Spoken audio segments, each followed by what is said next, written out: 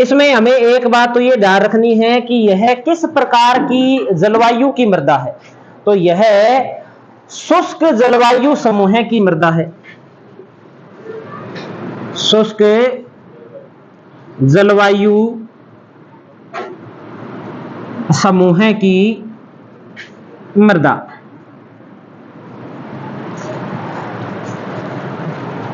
प्रश्न आया हुआ है लैब असिस्टेंट भूगोल के अंदर, यह प्रश्न आया था कि एरिडीसोल किस प्रकार की मृदा, अपने किस जलवायु का मृदा समूह है। तो शुष्क जलवायु समूह की क्या है, ये मृदा है। याद रखने वाली बात। दूसरी बात इसमें हमें नोट करनी है कि यह पाई कहां जाती है।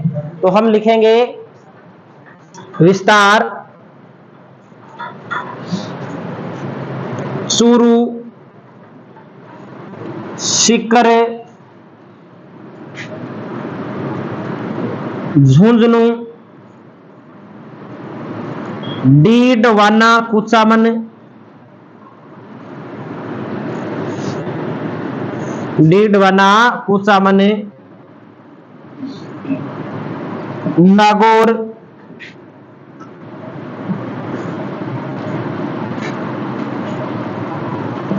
जोधपुर ग्रामीण, जोधपुर ग्रामीण, पाली, जालोर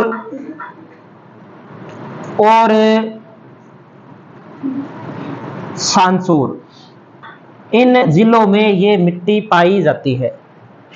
शुष्क जलवायु समूह की मृदा है चूरू, सीकर, झुंझुनू, डीडवाना, कुचामन, नागौर, जोधपुर ग्रामीण है, पाली है, जालोर है और सांसौर में ये मिट्टी पाई जाती है।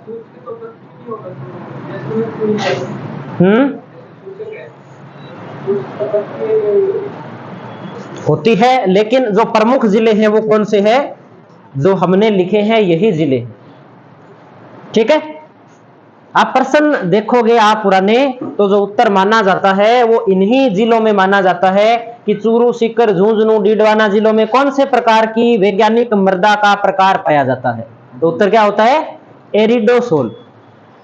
शुष्क जलवायु समूह हमें याद रखनी है। ठीक है, ये बात। अब एरिडोसोल जो मृदा है ये 4 प्रकार की होती है। एरिडोसोल मृदा कितने प्रकार की होती है, 4 प्रकार की होती है।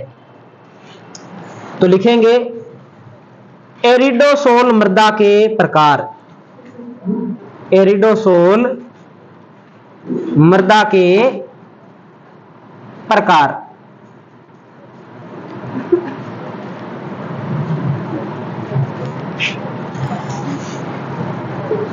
एक नंबर पे लिखेंगे हमें कैल्सिओर्थीडस।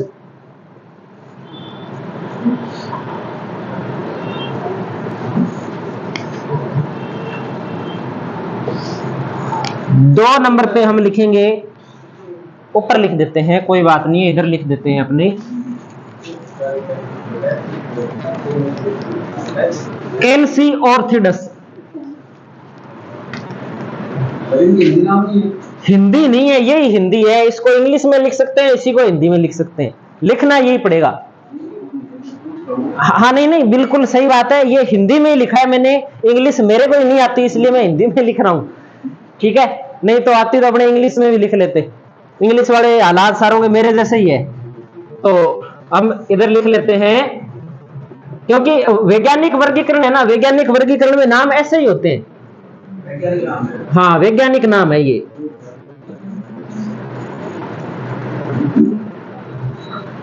कैल्सिओर्थीडस, कैलिओर्थीडस, कैलिओर्थीडस। एक हम इसमें लिखेंगे कैम्बोओर्थीडस, कैम्बोओर्थीडस।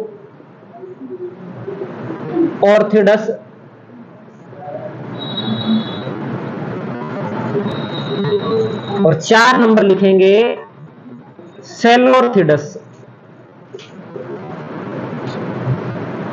सेलोर्थीडस। ये इसके 4 प्रकार है। प्रश्न आज तक क्या बने हैं, जो हमने बात लिखी है ना, इसके अलावा आज तक कोई भी प्रश्न नहीं बना। जितना लिखा है उतने ही प्रश्न बनते हैं इससे।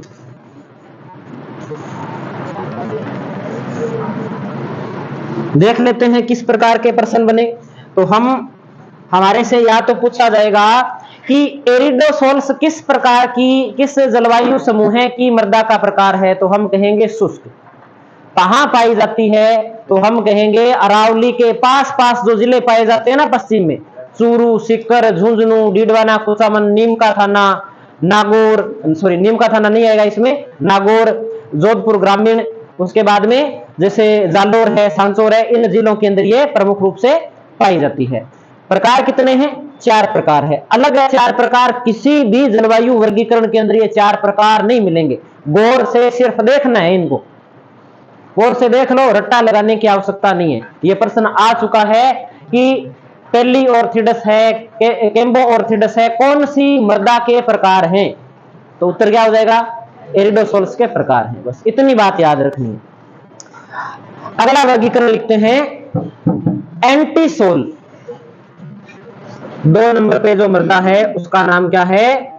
एंटीसोल मृदा या एंटीसोल्स बोल देते हैं। सोल का, सोइल का मतलब मृदा ही है, ठीक है।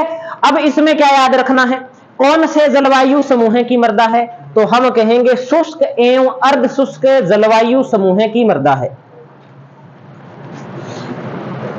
शुष्क एवं अर्ध शुष्क जलवायु समूह की मृदा, यानी कि यह शुष्क क्षेत्र में भी पाई जाती है और यह मृदा अर्ध शुष्क क्षेत्र में भी पाई जाती है। आपके दिमाग में घूम फिर के एक ही बात आ रही है कि एरिडोसोल अर्ध शुष्क की होनी चाहिए थी, है ना। दिमाग में घूम के एक ही बात आती है आपके कि ये राजस्थान है और इस राजस्थान के अंदर ये शुष्क है, ये अर्ध शुष्क है, ये उपाद्र है, आद्र है और अतिआद्र है। तो इधर ये शुष्क है और शुष्क में तो कौन सी आनी चाहिए? एंटीसोल्स आनी चाहिए, और यहां पर एरिडोसोल है, तो ये अर्ध शुष्क में है। यहां पर ये अर्ध शुष्क में ने आकर के अपने तो इसमें क्या लिखा है, जब हमने लिखा है तो हमने शुष्क लिखा है। वो शुष्क इसलिए लिखा है क्योंकि हमारी किताब के अंदर शुष्क लिखा हुआ है, इसलिए ही शुष्क लिखा है। और हमें 2 नंबर चाहिए, वो 2 नंबर हमारे लिए इंपॉर्टेंट है। अब वो अगर अर्ध शुष्क लिखने से आ रहे हैं तो हम अर्ध शुष्क करेंगे, अगर शुष्क लिखने से आ रहे हैं तो शुष्क करेंगे। उन्होंने क्या सोच के वर्गीकरण किया है उसका हमें कोई अंदाजा नहीं है, उन्होंने जो बताया है हम तो सिर्फ वो याद करेंगे। तो ये जो मृदा है ये कौन से जलवायु की मृदा है?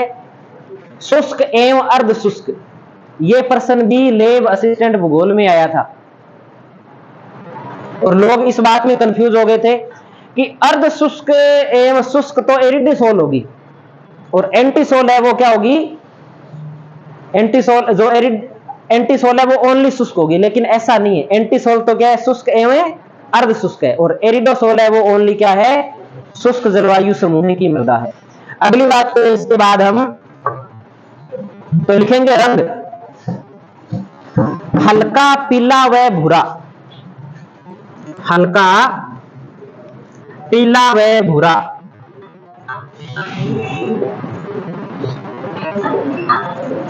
हल्का पीला व भूरा इसका रंग होता है। राजस्थान में सर्वाधिक क्षेत्र पर फैली मृदा, सर्वाधिक क्षेत्रफल पर फैली मृदा कौन सी मृदा है? राजस्थान में सर्वाधिक क्षेत्रफल एंटीसोल। और अगर हम इससे पहले जो वर्गीकरण किया था उसमें हमने पढ़ी थी मरुस्थलीय मृदा, याद है ना? सबसे ज्यादा प्यासी मृदा, कण बड़े, नमी धारण क्षमता कम, उसी मृदा का वैज्ञानिक नाम एक प्रकार से क्या है? एंटीसोल है। ये बात हमें ध्यान में रखनी है। फिर हम बात करें इसमें कि इसका विस्तार कहां है, तो इसका विस्तार राजस्थान का जो पश्चिमी भाग है उसके सभी जिलों में पाया जाता है, जैसे रेगिस्तानी या मरुस्थलीय मृदा का विस्तार पाया जाता है। कोई भी एक भी जिले का हम नाम इसमें नहीं लिखेंगे, इसमें सीधा लिखेंगे पश्चिमी राजस्थान के सभी जिलों में विस्तार, पश्चिमी राजस्थान के सभी जिलों में विस्तार। अभी पीछे क्या है, एक प्रश्न आया था, वो प्रश्न क्या था कि राजस्थान में सर्वाधिक क्षेत्र पर पाई जाने वाली मिट्टी कौन सी है, और उसमें जो उत्तर माना गया था वो उत्तर माना गया था उस समय जब पेपर की आंसर की आई थी ना पहली, उसमें उसका उत्तर एरिडोसोल माना था, जो कि गलत है। इसका उत्तर क्या होगा, एंटीसोल है। कई बार बहुत बार क्वेश्चन गलत आते हैं, जैसे एक बार रीट के अंदर क्वेश्चन गलत आया था कि 18वीं शताब्दी के अंदर बप्पा रावल ने कौन सा मंदिर बनवाया था। बप्पा रावल 18वीं शताब्दी में हुआ ही नहीं था, बप्पा रावल तो 7वीं 8वीं शताब्दी में था बेचारा। आ गया प्रश्न गलत और उत्तर बप्पा रावल मान लिया, क्या करें अब उसका, क्या उसका कोई इलाज थोड़ी है, एक आधा क्वेश्चन हो जाता है कई बार गलत। तो हमें प्रमुख रूप से जो बात ध्यान में रखनी है वो ये ध्यान में रखनी है कि शुष्क एवं अर्ध शुष्क क्षेत्र की है, पश्चिमी राजस्थान के सभी जिलों में पाई जाती है, सर्वाधिक क्षेत्रफल पर फैली हुई है, और रंग कैसा है, हल्का पीला और भूरा इसका क्या है, रंग है। और इसके 2 प्रकार हैं। कितने प्रकार है, 2 प्रकार है। तो लिखेंगे एंटीसोल मृदा के प्रकार। तो कितने प्रकार है, 2। एक है टोरीसामेंटस और दूसरा है डस्ट फ्लूमेंटस। क्या एरिडोसोल मृदा वाले प्रकार से मिल रहे हैं क्या, नजदीक नजदीक ही नहीं है, नाम ही अलग प्रकार के हैं। उधर ऑर्थिडस ऑर्थिडस आ रहा था, इधर क्या आ रहा है, इधर सामेंटस सामेंटस आ रहा है लास्ट में, तो अलग ही है। ये दोनों 2 ही प्रकार है, डस्ट फ्लूमेंटस और टोरीसामेंटस। 2 प्रकार इसके हमें याद में रखने हैं, दोनों प्रकार पूछे हुए हैं पेपर में।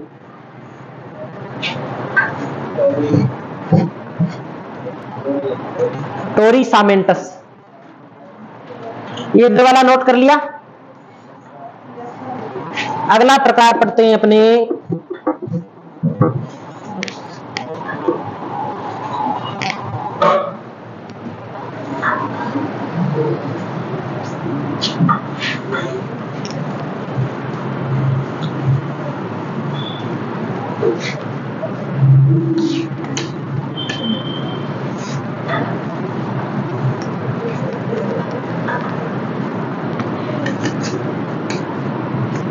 तीसरा प्रकार लिखिए अल्फीसोल। अल्फीसोल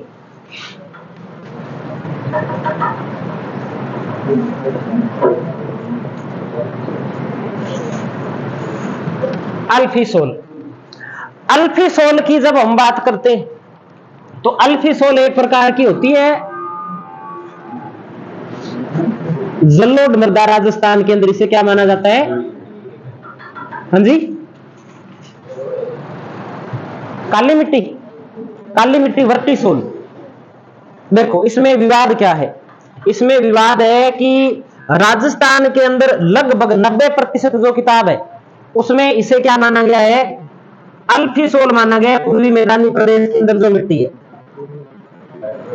11वीं क्लास की एनसीईआरटी की किताब है ना, उस एनसीईआरटी की किताब में इसे माना गया है इंसेप्टिसोल। और भूगोल के हिसाब से अल्फीसोल गलत है, गलत है, बिल्कुल ही गलत है। कोई बात नहीं, अपना क्या ले रहा है, तो निकाल दो बार, गेट बंद कर दो।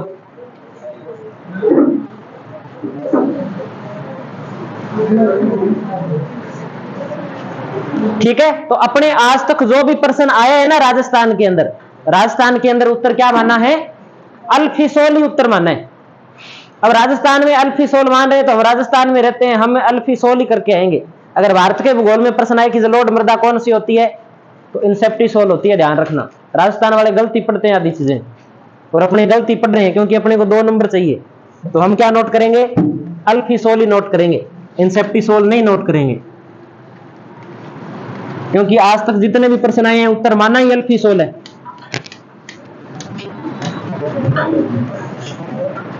लिखते हैं इसमें, आर्द्र जलवायु प्रदेश में पाई जाने वाली मृदा, आर्द्र जलवायु प्रदेश में पाई जाने वाली मृदा, आर्द्र जलवायु प्रदेश में पाई जाने वाली मृदा कौन सी है? अल्फिसोल मृदा है। नदियों के उपजाऊ मैदानों में विस्तृत, नदियों के उपजाऊ मैदानों में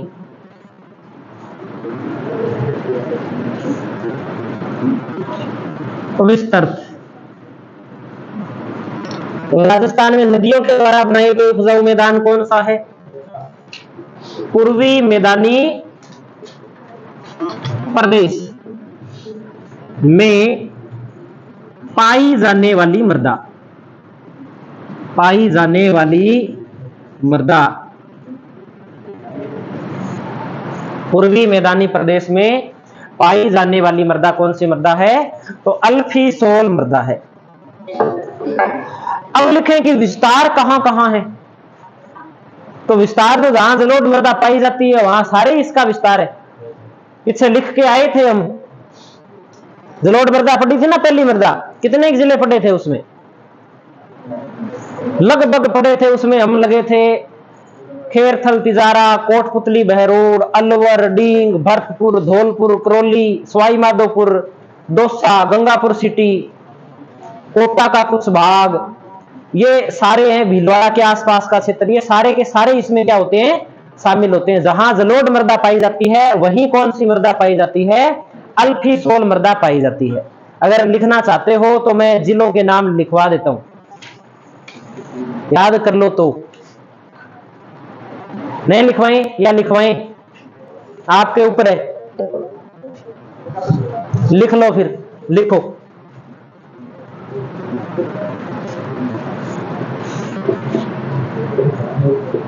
कोटपुतली, बहरोड,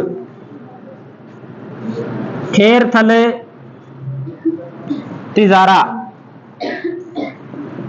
अलवर, डींग, भरतपुर, धौलपुर, करौली, गंगापुर सिटी,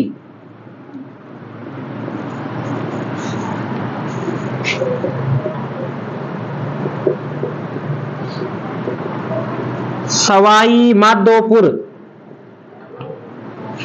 दौसा, टोंक, कुछ भाग भीलवाड़ा का, डूंगरपुर, बांसवाड़ा, प्रतापगढ़, शाहपुरा,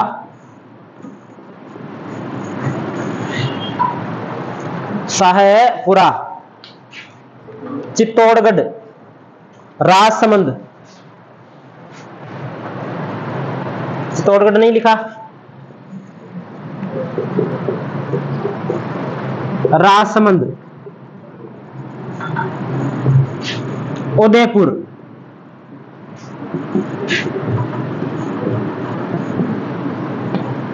सलूम्बर, इन जिलों के अंदर ये मिट्टी पाई जाती है। हाँ जी, जयपुर है इसमें, जयपुर नहीं लिखा गया?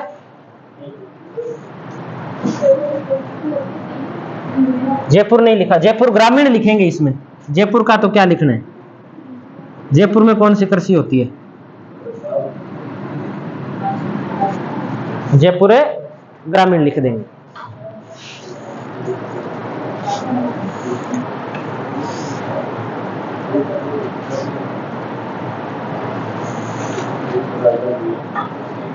कर लिया होगा नोट। एक प्रकार लिखना है, इसका उप प्रकार है,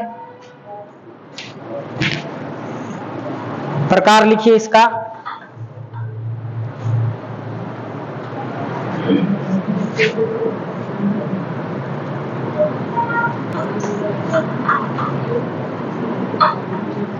ये इसका प्रकार है, अलग ही है, किसी में मैच नहीं होता ये, और एक बार पूछा भी हुआ है।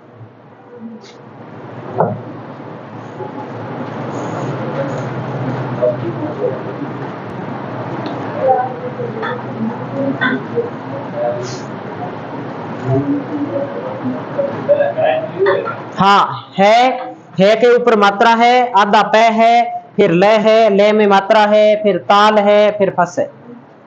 हाँ, थोड़ा बहुत अंतर भी मिल जाता है कई बार, लेकिन इसके जैसा कोई नहीं है। अगर याद कर लोगे तो ये अलग ही मिलेगा आपको, कई किताबों में थोड़ा अलग मिल जाता है। तो ये एक और मृदा हमने पढ़ ली, कौन सी मृदा? अल्फीसोल मृदा। अगली मृदा लिखिए इसके बाद में आप, वर्टिसोल मृदा। वर्टिसोल का मतलब क्या होता है? वर्टिसोल का मतलब होता है एक प्रकार से काली मृदा। ये नोट कर लिया सभी ने?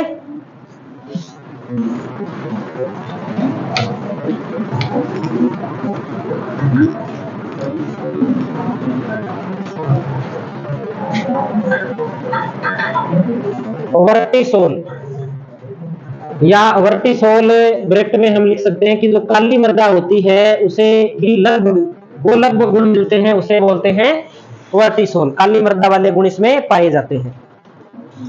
इसे लिखेंगे हम आर्द्र एवं अति आर्द्र जलवायु प्रदेश की मृदा। आर्द्र एवं अति आर्द्र जलवायु प्रदेश की मृदा। आर्द्र एवं अति आर्द्र जलवायु प्रदेश की मृदा।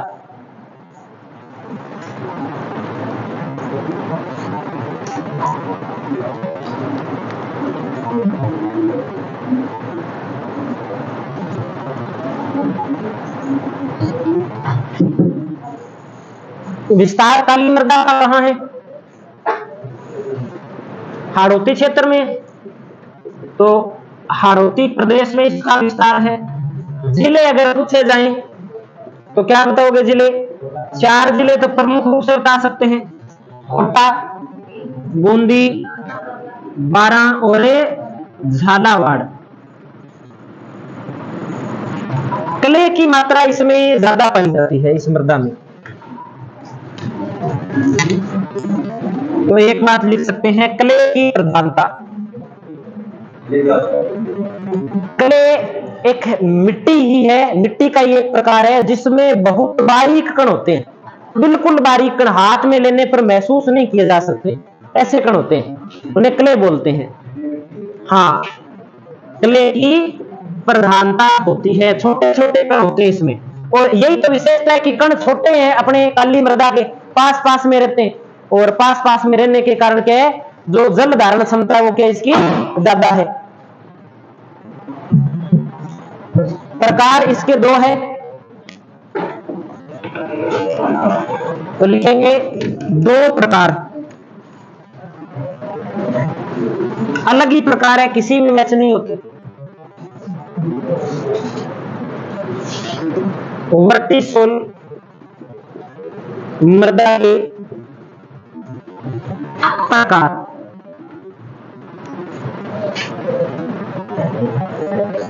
एक नंबर पे हम नोट करते हैं इसमें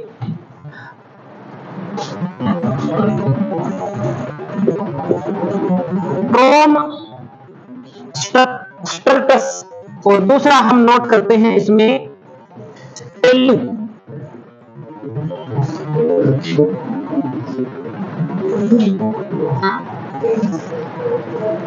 ध्यान रखना, जो एक हमने प्रकार पढ़ा था पेलियोर्थिडस, उसके अंत में क्या लग रहा है? ऑर्थिडस लग रहा है।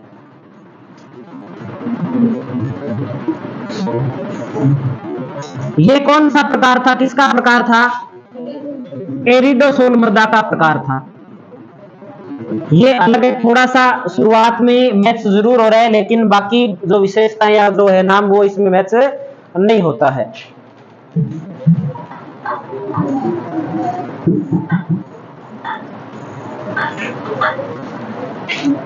ये हो गई अपने वर्टिसोल मृदा। 4 नंबर थी ये, हाँ पहलू।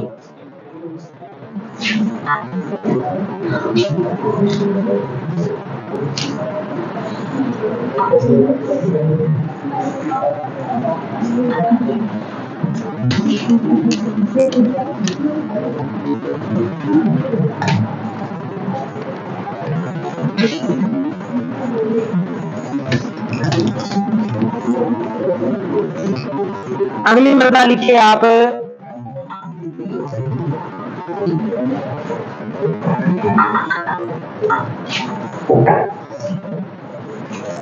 इंसेप्टिसोल।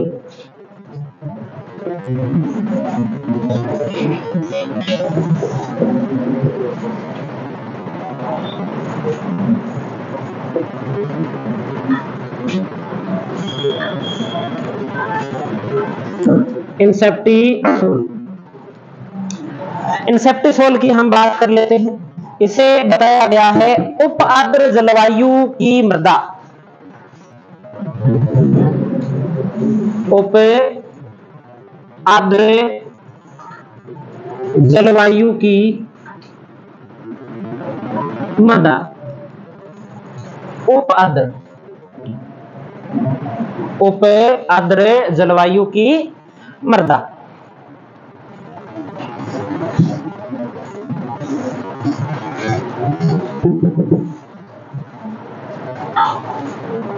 जिले लिखिए कहां पाई जाती है।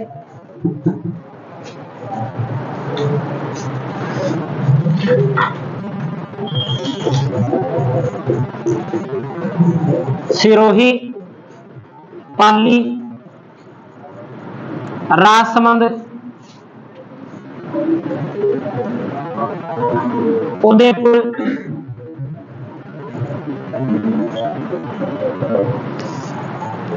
चित्तौड़गढ़, भीलवाड़ा और सलूंबर।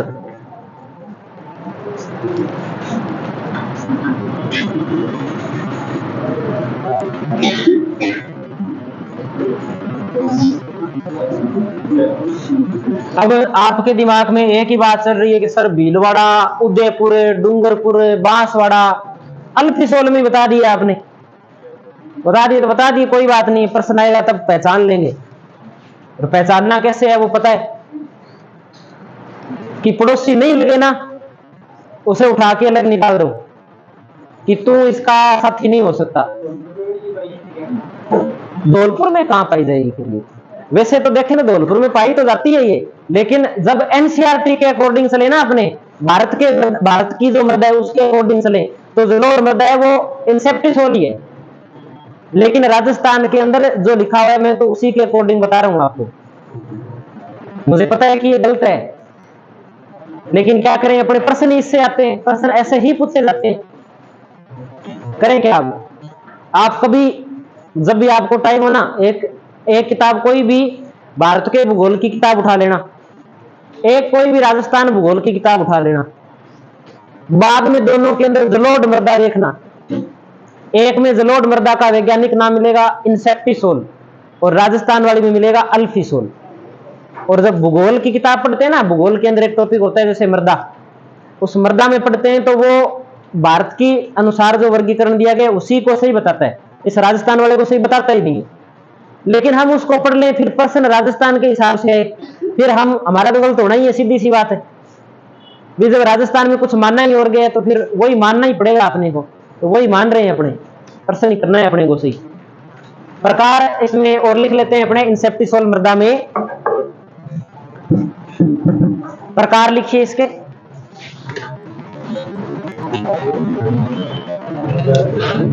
प्रकार लिखो भाई, प्रकार इसका एक ही प्रकार लिखना है इसका,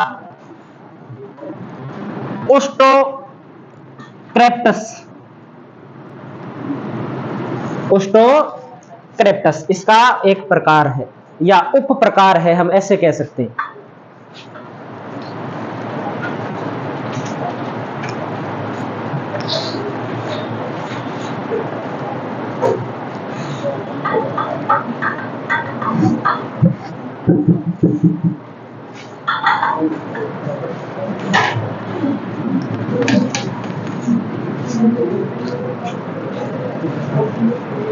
कर लिया नोट? अब लिखिए नोट लगा के।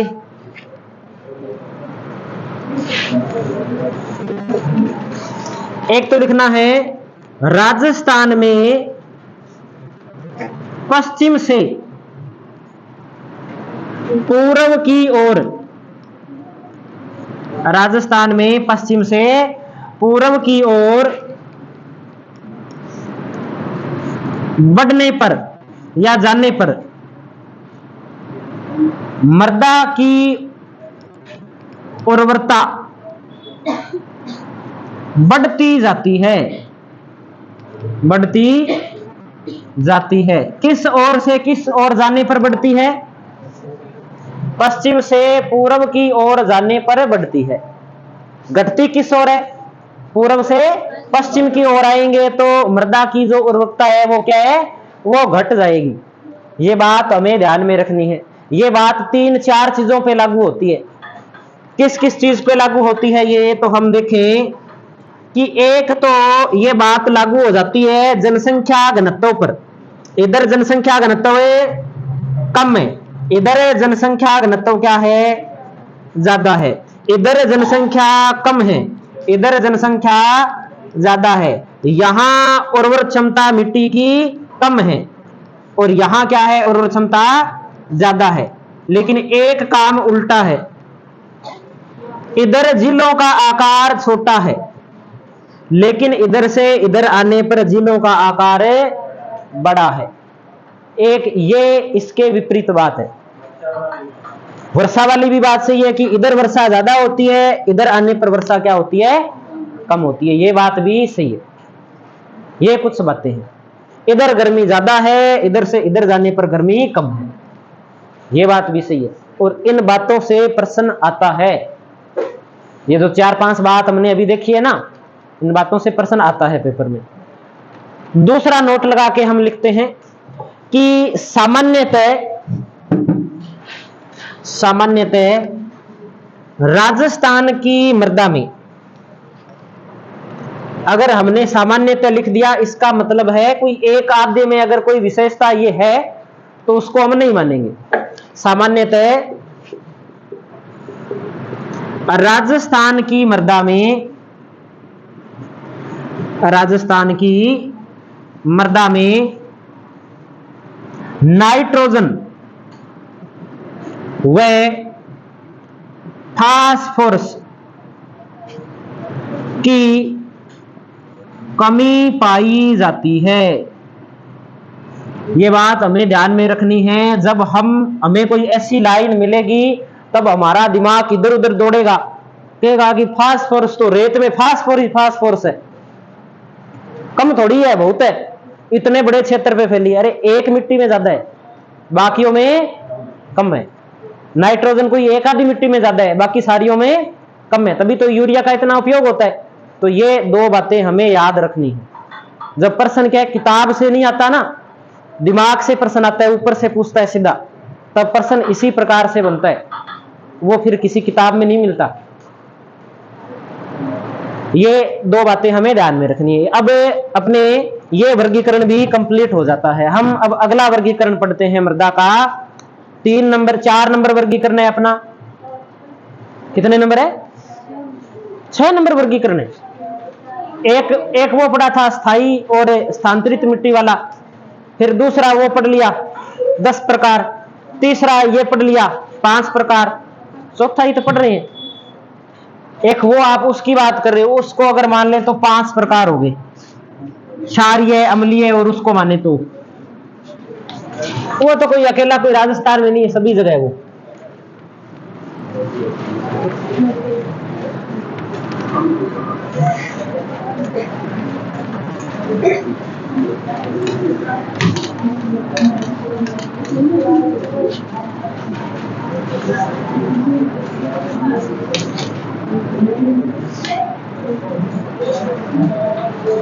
लिखो राजस्थान कृषि विभाग का वर्गीकरण।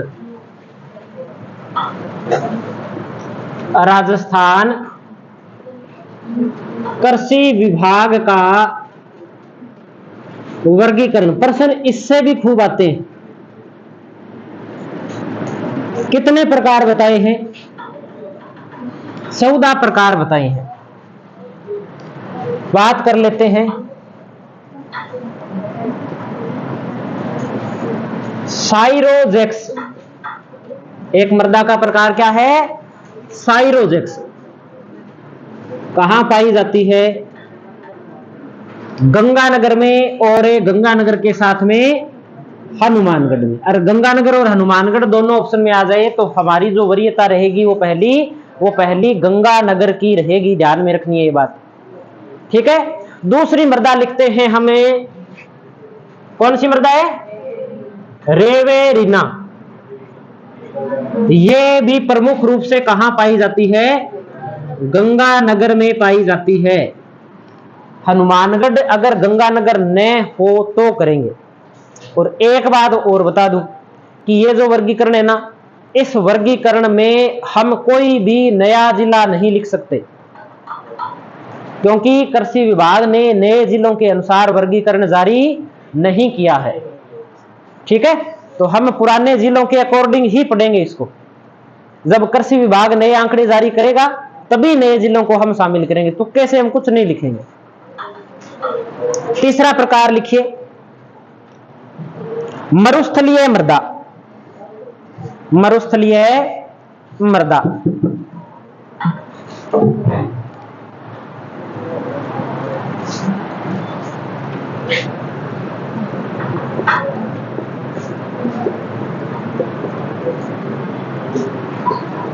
गंगानगर, हनुमानगढ़ मान सकते हैं इसमें, चूरू, सीकर, झुंझुनू, नागौर, जोधपुर, बीकानेर, जैसलमेर, बाड़मेर। ये प्रमुख रूप से मरुस्थलीय मृदा के अंदर शामिल किए जाते हैं। हो सकता है कि कोई आस पड़ोस में एक इधर उधर कर दे तो ऑप्शन देखने पे पता लगेगा हमें। प्रमुख रूप से यही जिले इसमें शामिल होते हैं। अगली हम बात करते हैं जिप्सी फेरस मृदा। कौन सी मृदा है? जिप्सी फेरस मृदा कहां पाई जाती है? बीकानेर में पाई जाती है। जिप्सम का उत्पादन बीकानेर वाले क्षेत्र में खूब होता है, इसलिए इसे जिप्सी फेरस के नाम से जानते हैं। अगली मृदा लिखेंगे हमें ग्रे ब्राउन जलोढ़ मृदा। ग्रे ब्राउन जलोढ़ मृदा।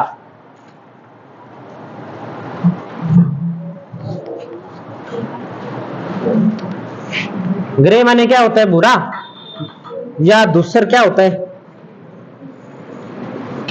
ग्रे ब्राउन कौन सी है? ग्रे ब्राउन जलोढ़ मृदा, यानी कि ये थोड़ी पुरानी जलोढ़ मृदा है। जालोर, सिरोही, पाली, जालोर, सिरोही, पाली, अजमेर और नागौर। नागौर नागौर में भी ध्यान रखना है, पुरानी जलोढ़ मृदा पाई जाती है, जिसे बांगड़ के नाम से जानते हैं स्थानीय भाषा में। कैल्सी ब्राउन। कैल्सी ब्राउन, कैल्सी ब्राउन यानी कि कैल्शियम चूना। चूना मिलता है, कहां मिलता है? एक तो बीकानेर में और एक जैसलमेर में। तो इन दो जिलों के अंदर जो मृदा पाई जाती है इसे कैल्सी ब्राउन मृदा के नाम से जानते हैं। अगर कैल्सी ब्राउन है तो कुछ ऐसे भी जिले हैं जहां नॉन कैल्सी ब्राउन मृदा पाई जाती है। नॉन कैल्सी ब्राउन, इसमें कौन कौन से आते हैं फिर? इसमें भी खूब ही आते हैं भी। इसमें हम शुरू कर लेते हैं अलवर से।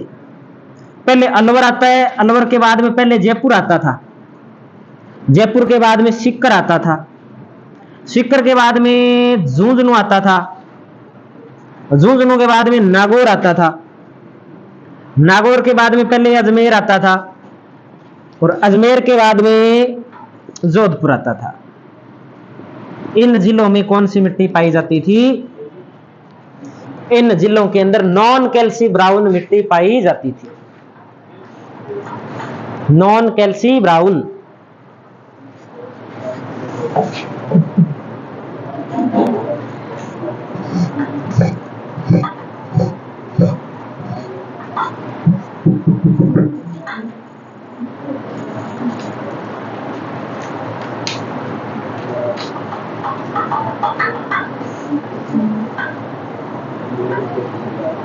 ऊपर वाला नोट कर लिया होगा, 5 नंबर से ऊपर।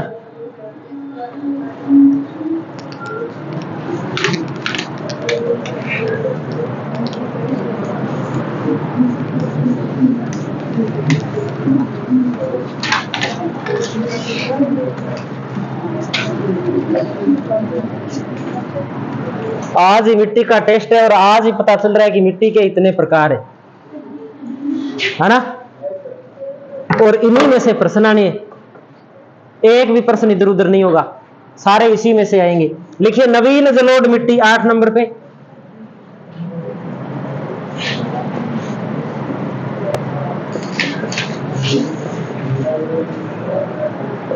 नवीन जलोढ़ मिट्टी, नवीन जलोढ़ मिट्टी में हम ध्यान में रख लेंगे कि अलवर है, भरतपुर है, सवाई माधोपुर है और जयपुर है। इन 4 जिलों को प्रमुख रूप से शामिल करते हैं।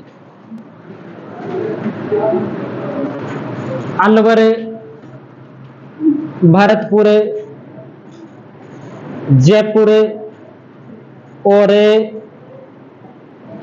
सवाई माधोपुर, ये नवीन जलोढ़ मिट्टी में शामिल किए जाते हैं। अलवर, भरतपुर, जयपुर और सवाई माधोपुर।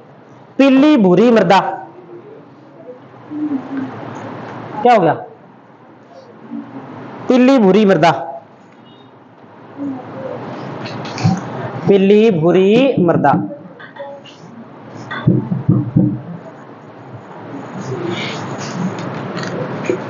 पीली भूरी मृदा पहले भी पढ़ी थी क्या? पीली भूरी या लाल पीली पढ़ी थी पहले? लिखो फिर इसमें आप, एक तो इसमें आएगा जयपुर, एक इसमें आएगा टोंक, एक इसमें आएगा उदयपुर, एक इसमें आएगा चित्तौड़गढ़। जयपुर, टोंक, उदयपुर, चित्तौड़गढ़,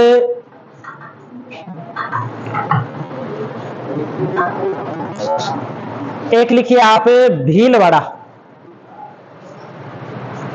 भीलवाड़ा, और एक आप लिखिए सवाई माधोपुर। इसको कैसे याद करना है? इसको हमें कुछ ऐसे याद करना है कि ये जो जिले हैं ना, जैसे टोंक है, उदयपुर है, चित्तौड़गढ़ है, भीलवाड़ा है, सवाई माधोपुर है, इससे एक नदी गुजरती है। कौन सी नदी गुजरती है? जो बजरी का जमाव करती है, बनास नदी। तो ऐसे याद रखेंगे कि जहां से बनास नदी गुजरती है ना, वहां कौन सी मिट्टी पाई जाती है? पीली भूरी। और जब मैंने भूरी मिट्टी अलग से पढ़ाई थी तब मैंने आपको लिखाया था कि बनास बेसिन में पाई जाती है ना। तो उन जिलों से इन जिलों को जोड़ सकते हैं। नहीं जोड़े तो भी अगर भूरी याद रख लें, बनास नदी का नाम याद रख लें, तो भी हम ये प्रश्न अगर यहां से आए तो सही कर सकते हैं। करके देख लेंगे 2-4 प्रश्न। अगला लिखो, अभी करें? कर लो, अब कर लो, क्या दिक्कत है? प्रश्न ये है कि पीली भूरी मृदा पाई जाती है, पीली भूरी मृदा पाई जाती है। प्रश्न यही है। ऑप्शन खतरनाक ही बनाते हैं, 4 ऑप्शन बनाते हैं अपने, है ना। जोर तो आना चाहिए प्रश्न करने में। तो लिखो आप, एक तो लिखो आप राजसमंद, उदयपुर, भीलवाड़ा टोंक। दूसरा ऑप्शन लिखो आप, टोंक, भीलवाड़ा, सवाई माधोपुर, अजमेर। तीसरा ऑप्शन हम लिख लेते हैं, उदयपुर, डूंगरपुर, भीलवाड़ा और चित्तौड़गढ़। ठीक है। और चौथा ऑप्शन हम लिख लेते हैं,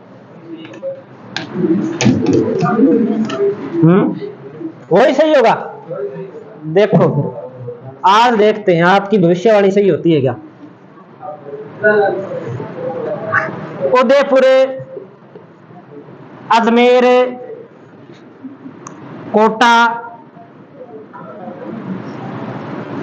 कोटा और सवाई माधोपुर। बताओ कौन सा उत्तर होगा। राजसमंद में है, उदयपुर में है, भीलवाड़ा में है, टोंक में है, टोंक में भी। दूसरा है टोंक है, भीलवाड़ा है, सवाई माधोपुर है, अजमेर है। तीसरा है उदयपुर है, डूंगरपुर है, तो ये तो नहीं है। उदयपुर है, कोटा है, तो ये भी नहीं। राजसमंद, उदयपुर, भीलवाड़ा और टोंक, वो भी सही है। टोंक, भीलवाड़ा, सवाई माधोपुर और अजमेर गलत बिल्कुल ये भी नहीं। ठीक है, गलत ये भी नहीं है, गलत ये भी नहीं है, लेकिन ज्यादा अगर अपने सही की बात करें तो राजसमंद, उदयपुर, भीलवाड़ा, टोंक सही है। दोनों ही सही है वैसे तो, या तो इसमें थोड़ा बहुत चेंज करना पड़ेगा, क्योंकि बनास नदी है वो राजसमंद से भी गुजरती है ना। थोड़ा सा चेंज करना पड़ेगा इसमें थोड़ा सा चेंज करेंगे तो आपको उत्तर पता चल जाएगा, चेंज करते ही पता चल जाएगा।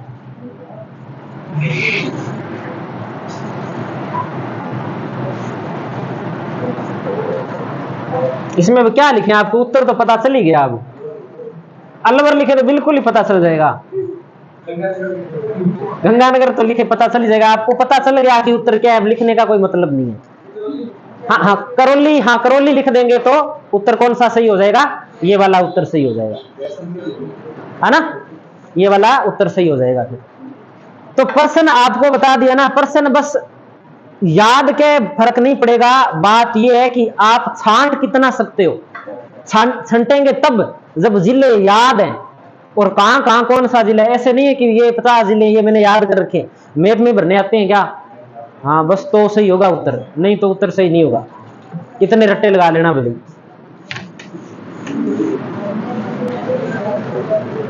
अगला लिखो आप, कितने नंबर मृदा, 10 नंबर मृदा लिखते हैं हमें। लास्ट कौन सी लिखी है हमने, पीली भूरी मृदा। 10 नंबर पे लिखिए आप नवीन भूरी मृदा, नवीन भूरी मृदा। और नवीन भूरी मृदा लिखेंगे हम भीलवाड़ा और अजमेर में।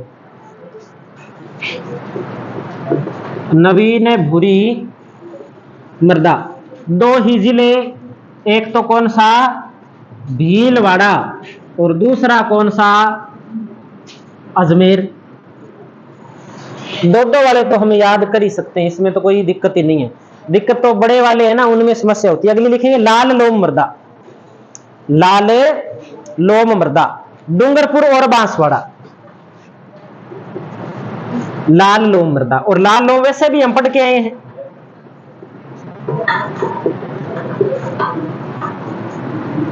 उसमें थोड़े जिले ज्यादा पढ़े हैं हमने।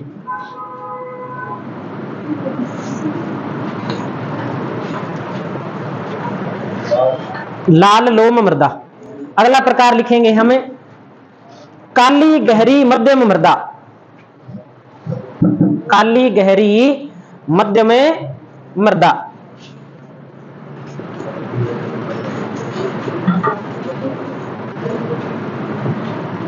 इसमें 4 तो वो पक्के ही हैं। कौन कौन से? कोटा, बूंदी, बारा, झालावाड़। 4 तो ये इसके पक्के हैं, इसमें तो कोई परिवर्तन हमें करना ही नहीं है। इसके अलावा 2-3 थोड़े से हमें याद रखने हैं। जैसे जैसे हमें याद रखना है कि चित्तौड़गढ़ में 2-3 पठार है, जैसे मेसा का पठार है, मानबेसरा का पठार है, तो वहां पर भी कौन सी मिट्टी पाई जाती है? उन पठारी वाले भागों में काली मिट्टी पाई जाती है। तो एक आप लिख दीजिए इसमें चित्तौड़गढ़, चित्तौड़गढ़। एक इसमें आप लिख दीजिए भीलवाड़ा, चित्तौड़गढ़ भीलवाड़ा।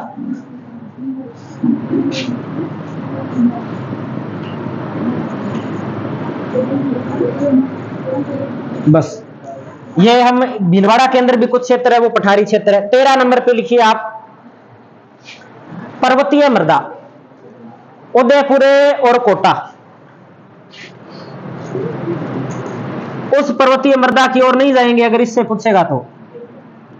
उसमें तो हमने अरावली वाले सारे जिले लिखे, और वो पता कैसे चलेगा भी कौन सी पर्वतीय मृदा पूछ रहा है?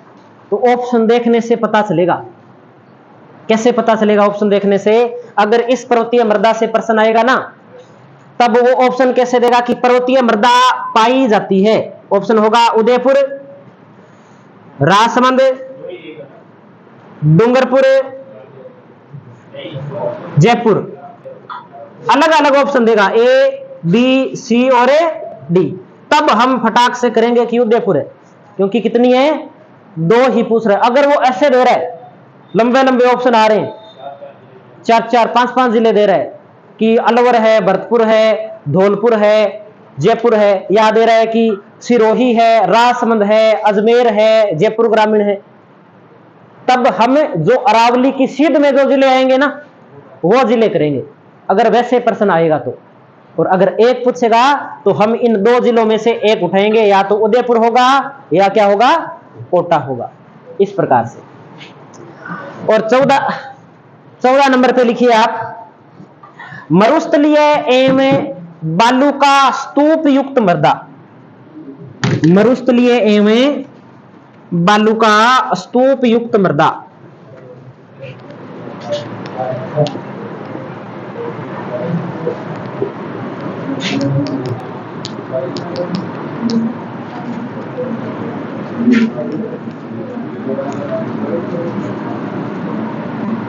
मरुस्थलीय एवं बालू का स्तूप युक्त मृदा।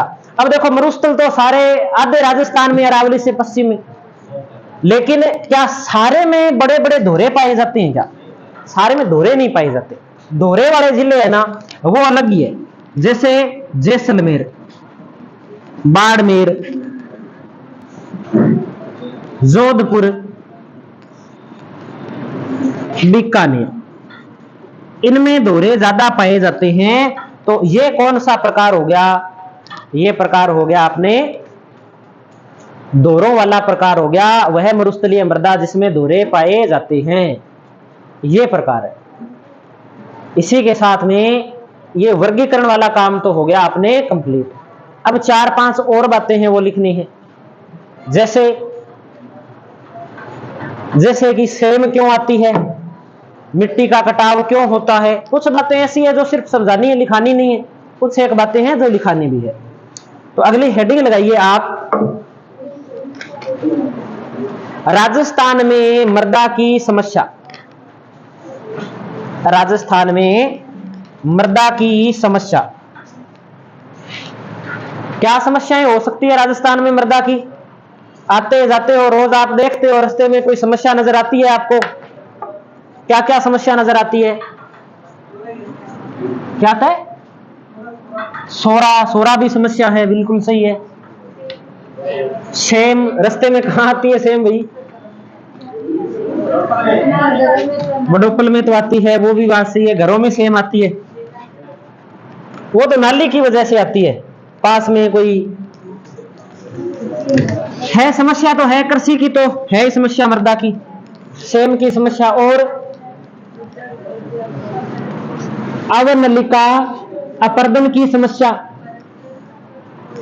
चादरी अपर्दन की समस्या, होता है कि नहीं होता? तो ये सारी समस्याएं हैं। तो लिखेंगे राजस्थान में मृदा की समस्या में हम 1 नंबर पे क्या लिखेंगे? मृदा अपर्दन। मृदा अपर्दन। कोई जरूरी नहीं है कि ये अकेले राजस्थान की समस्या है, पूरे विश्व की मृदा की समस्या है मृदा अपर्दन। अपर्दन जानते हो आप?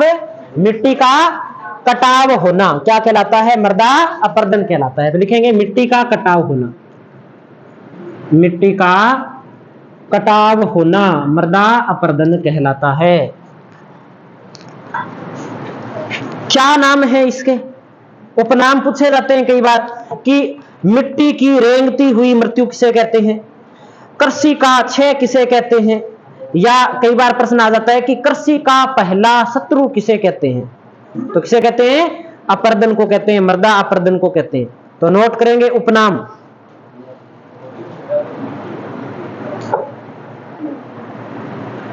उपनाम।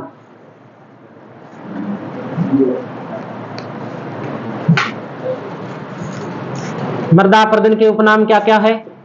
तो लिखेंगे मृदा की रेंगती मृत्यु। मृदा की रेंगती मृत्यु 1 नंबर। 2 नंबर पे लिखेंगे कृषि का पहला शत्रु। कृषि का पहला शत्रु। और 1 नाम हम इसमें नोट करेंगे कृषि का क्षय, यानी कि भूमि क्या हो रही है? खराब हो रही है, उत्पादन क्षमता क्या हो जाएगी? कम हो जाएगी। अब बात आती है कि कारक क्या है मृदा अपर्दन के? मृदा अपर्दन के कारक। कारक जानते हो आपने, क्रिया पढ़ी है, कारक पढ़े है ना? क्या होते हैं कारक? किसे कहते हैं? हाँ, कर्ता ने कर्म को करण से कहा। क्या कहा? देखो, या तो अपर्दन राजस्थान के अंदर अपने कारक की बात करें तो कारक है 2, या तो पवन के द्वारा या किसके द्वारा? जल के द्वारा। पश्चिमी राजस्थान के अंदर मृदा अपर्दन है वो किसके द्वारा होता है?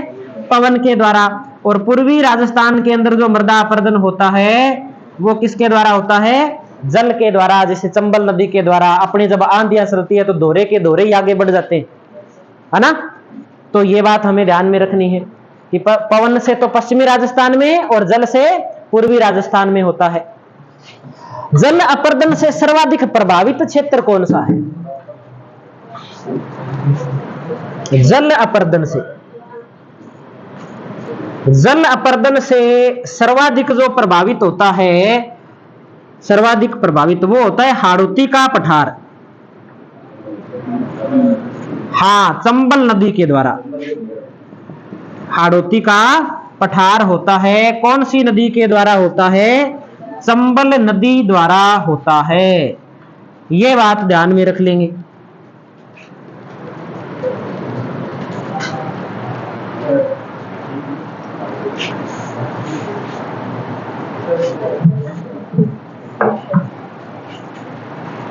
और वायु अपर्दन सर्वाधिक कहां होता है? अगर जिला पूछ ले तो जैसलमेर। यहां हम लिख देंगे जैसलमेर, ये नोट कर लेना आप,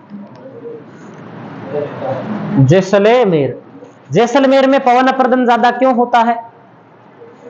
आंधियां तो ज्यादा गंगानगर में चलती है और पवन अपर्दन ज्यादा जैसलमेर में होता है। कारण शुष्क ज्यादा है, वहां पर रेत पाई जाती है, और रेत होती है, उनके कण क्या होते हैं? असंगठित होते हैं, अलग अलग कण होते हैं, इसलिए उसका क्या होता है? अपर्दन ज्यादा होता है। ऐसे प्रश्न, नॉर्मल प्रश्न आ जाते हैं कई बार। अगली बात करते हैं हम इसमें, जैसे अपर्दन के कई प्रकार होते हैं। अवनलिका अपर्दन होता है, परतदार अपर्दन होता है, चादरी अपर्दन होता है, वो हमें ध्यान में नहीं रखना। अपर्दन के प्रमुख कारण क्या है? अपर्दन के प्रमुख कारण, अपर्दन के प्रमुख कारण, खेत को बार बार जोतते हैं तो अपर्दन होता है, पेड़ों को काट देते हैं तो अपर्दन होता है, खेत में पशुओं को चराते हैं तो अपर्दन होता है, या हम कहें कि हमें जूमिंग कृषि करते हैं, 1 साल खेती कर दी, 4 साल की नहीं, तो भी मृदा अपर्दन होता है, क्योंकि दूसरे स्थान पे जाएंगे, फिर पेड़ काटेंगे, वहां खेती करेंगे, 1 साल वहां खेती करेंगे, फिर दूसरे स्थान पे जाएंगे, वहां खेती करेंगे, उससे भी अपर्दन होता है। तेज आंधी के चलने के कारण भी तो रेत उड़ती है, बाढ़ आ जाती है तब भी रेत उड़ती है, या मिट्टी है वो कटती है, भूकंप आ गया, भूसंकलन आ गया तो भी मिट्टी इधर उधर हो जाती है, उससे भी अपर्दन होता है। तो मेरे हिसाब से मुझे लगता है कि आप अपर्दन के प्रमुख कारण बता सकते हो, अगर प्रश्न में आ जाए कि मृदा अपर्दन के प्रमुख कारण है, तो सारे कारण है, बाढ़ आ गया तो भी अपर्दन होता है, भूकंप आ गया तो भी अपर्दन होता है, भूसंकलन आ गया, हाँ जी, वर्षा कम होना भी अपर्दन का एक कारण है। बिल्कुल पश्चिमी राजस्थान के अंदर वर्षा अगर नहीं होगी तो मिट्टी शुष्क होगी, मिट्टी शुष्क होगी तो आंधी के साथ में उड़ेगी, बिल्कुल कारण है। कितने 50 कारण लिख सकते हैं, हम कुछ भी नहीं लिखेंगे। अगर आपको लगता है आपको पता है, जैसे आपको नहीं पता है वो मेरे को बता देना, वो मैं लिखवा दूंगा। खेत में पशु चराते हैं, उससे अपर्दन होता है कि नहीं होता? होता है, नॉर्मल सी बात है कि पशुओं के खुरों से क्या है, मिट्टी उखड़ जाती है और जब हवा चलती है तो वो उड़ जाती है, मिट्टी का उड़ना ही तो अपर्दन है। अगर मान लो खेत असमतल है, ऊंचा नीचा है, खेत ऊंचा है, पास का खेत नीचा है, पानी लगाएंगे उसमें, तो अगर कोई मेड़ टूट गई तो अपर्दन होगा कि नहीं होगा? दोष युक्त सिंचाई व्यवस्था के कारण भी क्या हो जाएगा, अपर्दन हो जाएगा। बेसिक, यानी कि ये बेसिक बात है, फिर भी मैं लिखवा देता हूं इसमें 3-4 बातें, कि जैसे कृषि की भूमि की, कृषि की नहीं, भूमि की अत्यधिक जुताई, भूमि की अत्यधिक जुताई, पशुचारण, झूमिंग कृषि, बाढ़, आंधी, भूसंकलन, अवैज्ञानिक कृषि पद्धति, इधर लिख देते हैं अवैज्ञानिक कृषि पद्धति, दोषपूर्ण सिंचाई व्यवस्था, दोषपूर्ण सिंचाई व्यवस्था, ये प्रमुख एक कारण है जो हमें ध्यान में रखने हैं। वनों की कटाई, वनों की कटाई, क्योंकि वनों की जो जड़ें होती है ना, वो मिट्टी को रोक कर रखती है। सुधार कैसे कर सकते हैं? पशुचारण न करें, ज्यादा जमीन को न जोते, जूमिंग कृषि को रोक दें, बाढ़ आए उससे पहले बड़े बांध बना दें, आंधियां चले उस समय जमीन को जोते नहीं, भूसंकलन का कोई इलाज है नहीं, आएगा सो आएगा, वैज्ञानिक कृषि पद्धतियों को अपना ले, सिंचाई ढंग से करें और वनों की कटाई न करें, तो इस चीज में कमी लाई जा सकती है। यानी कि इसमें थोड़ा सा सुधार कर देंगे तो इसके क्या हो जाएंगे, उपाय हो जाएंगे। तो मुझे नहीं लगता कि उपाय लिखाने की आवश्यकता है। इतने आपने बीए कर ली है अब लोगों ने, तो इतना तो आप कर सकते हो, इतना दिमाग तो आपका चलता ही होगा, ठीक है? तो ये जो कारण है इनमें थोड़ा सा सुधार किया जाएगा तो वो क्या हो जाएंगे, इसके उपाय हो जाएंगे। 10 मिनट और पढ़ेंगे अपने मुश्किल से, उसके बाद में 20 मिनट का आपको ब्रेक दे देंगे, ठीक है?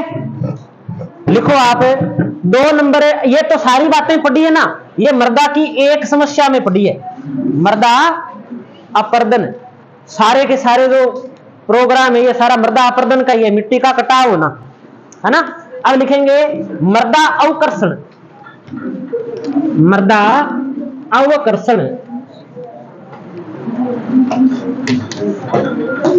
मृदा अवकर्षण।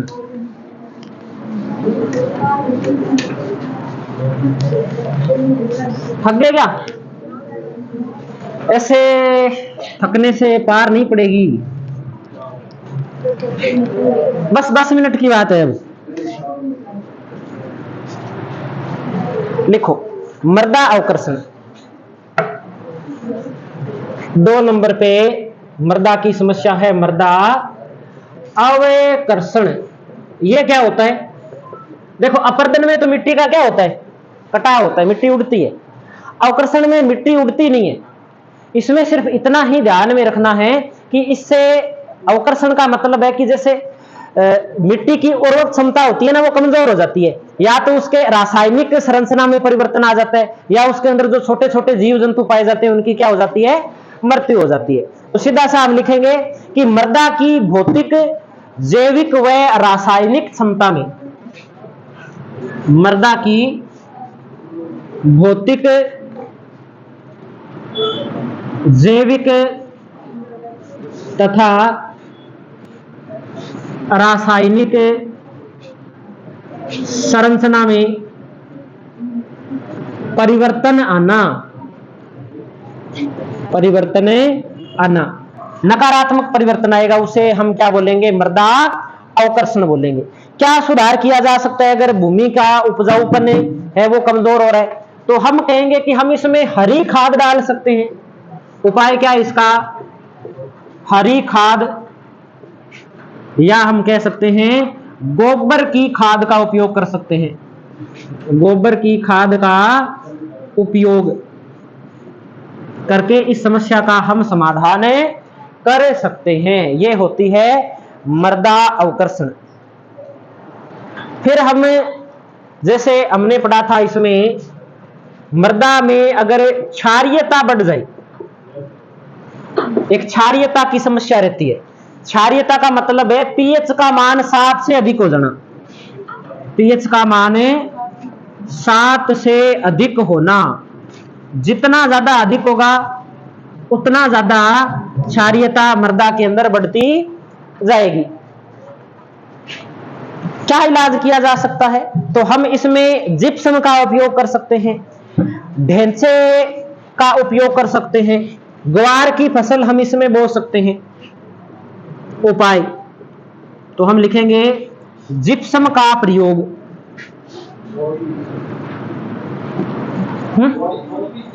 किसे क्या, जो तो मैंने नहीं पढ़ा भाई। जो इसलिए बोते हैं क्योंकि क्षारीयता वाली मिट्टी के अंदर जो हो जाते हैं, इसलिए बोते हैं।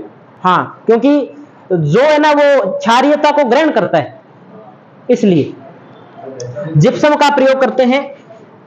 ढेंचे व ग्वार की फसल बोना, ग्वार की फसल बोना, ये इसका क्या हो जाता है, इलाज हो जाता है। या हम इसमें हरी खाद भी डाल सकते हैं, क्षारीयता है। ढेंचा तो ढेंचा ही होता है अब हाँ, होता तो ढेंचा ही है। अब क्या कैसे समझाएं आपको। हरी खाद है एक प्रकार की, पौधा है, पौधे को जमीन के अंदर मिला दिया जाता है।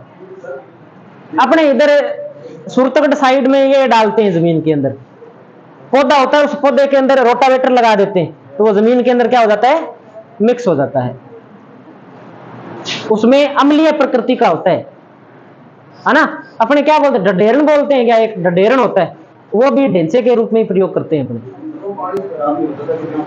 हाँ, सीधी सी बात है कि ग्वार के अंदर और ये ढेंचा है ना, इसके अंदर क्या होता है, ये अम्लीय है।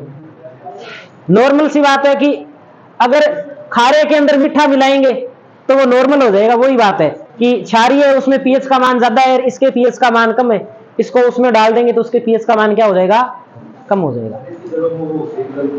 हाँ, नाइट्रोजन है ना, ग्वार की फसल है, मूंग की फसल है,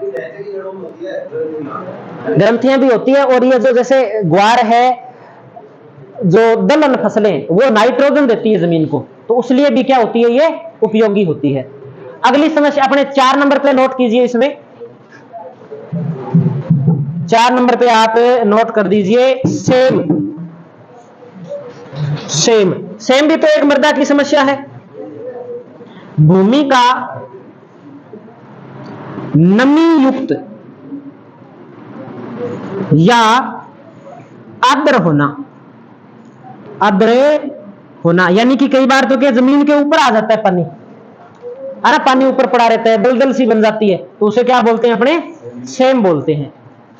फसल उगा लेते हैं तो काट नहीं सकते, पहली बात है बोई ही नहीं जाती, इतने बुरे हालात हो जाते, बड़े बड़े मच्छर हो जाते हैं। बड़े पुल के पास में जाके देखना, सुबह वो लोग उठते हैं ना तो किसी का कान बड़ा होता है, किसी के नाक पे खा जाता है, नाक सूज जाता है, किसी का गाल सूज जाता है, किसी का हाथ सूज जाता है, इतने इतने बड़े मच्छर होते हैं।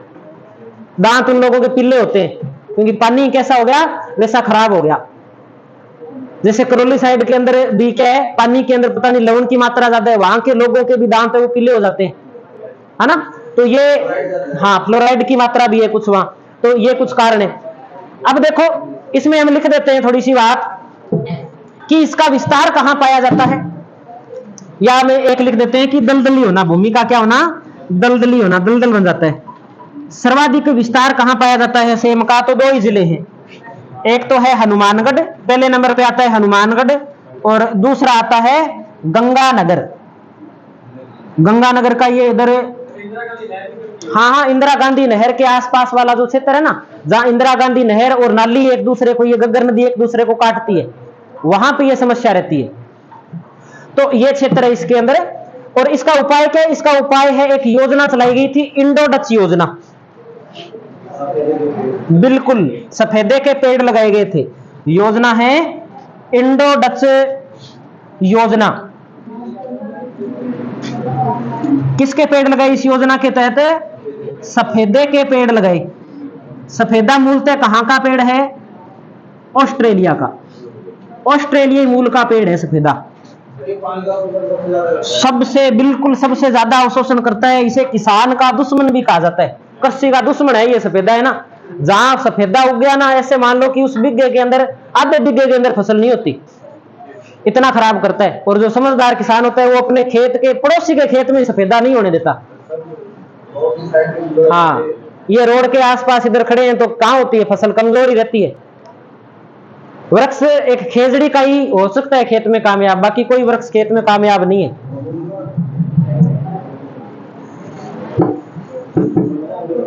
अब देखो इसमें ना, इसमें दो तीन बातें और भी आप ध्यान में रख सकते हो।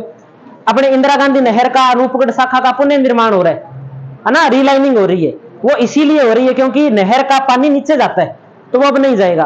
फिर दूसरा, सरकार यहां पे कहती है कि फव्वारों से खेती करो आप, है ना। तो ऐसे कुछ बात है जो हमें इस सेम वाले में ध्यान रखनी है। अगला लिखिए आप 5 नंबर पे आप नोट कर दीजिए, लवणीयता। लवणीयता, लवणीयता ये अंतिम पॉइंट है आज का, खुश हो सकते हो आप। लवणीयता, लवणीयता की समस्या क्यों रहती है, ज्यादा सिंचाई के कारण, ज्यादा सिंचाई के कारण लवणों का भूमि पर आना। देखो ये कैसे होता है, क्या सिस्टम है इसका, थोड़ा सा मैं बता देता हूं। पहले तो आप एक बार तो इसमें लिख लो, 2 मिनट है अपने पास, कि इसका उपाय क्या है। इसका उपाय है जिप्सम का प्रयोग।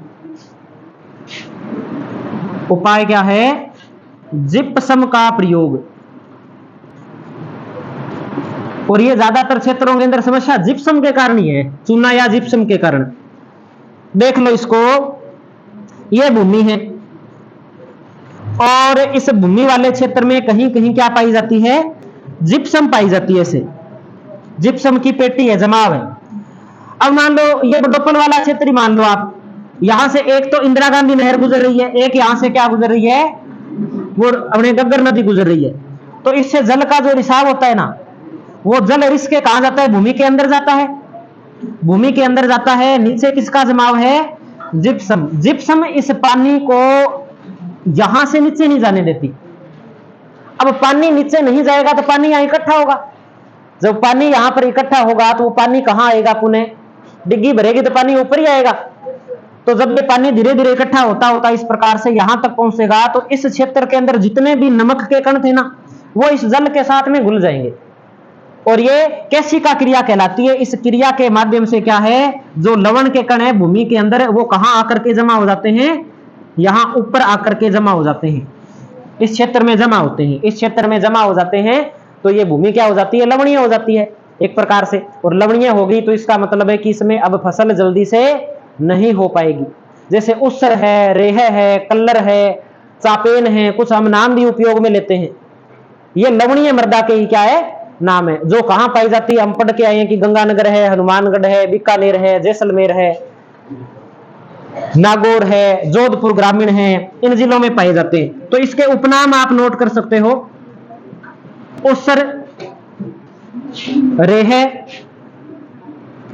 कल्लर, चापेन, तो एक आधा और भी हो सकता है मिल जाए, प्रमुख यही नाम है जो हमें ध्यान में रखने।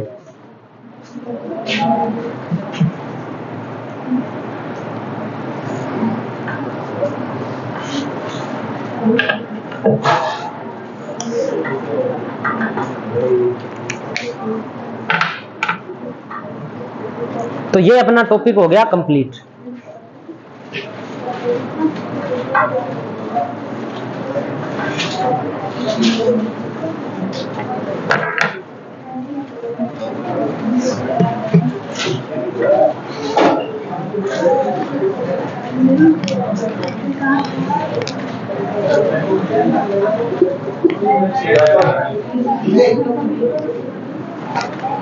वो